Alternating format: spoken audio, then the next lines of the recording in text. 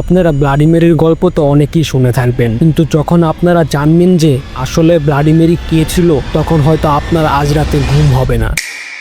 15শো শতাব্দীতে ইংল্যান্ডের এক ঘন জঙ্গলে একটি পুরনো ভাঙ্গা ঘর ছিল, যেখানে মেরি নামের এক তরুণী বাস করত। কিন্তু তার সম্পর্কে বলা হতো যে সে ওই বাড়িতে শয়তানের পূজা করত এবং জাদুটোনায় বিশ্বাস রাখত। সে সপ্তাহে একবার স্কুলের সামনে থেকে বাচ্চাদেরকে আইসক্রিমের লোভ দেখিয়ে নিজের বাড়িতে নিয়ে যেত, পরে তাদেরকে হত্যা করে তাদের রক্ত শয়তানকে উৎসর্গ করত।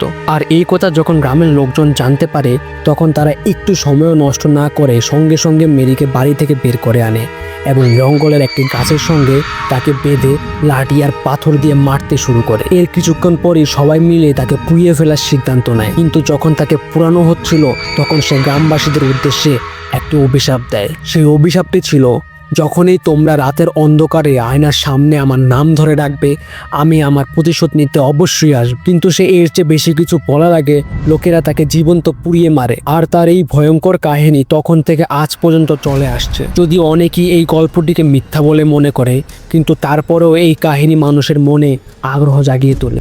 এবং আমার YouTube channel Dark Scrolls of Amir হামজাকে সাবস্ক্রাইব করুন।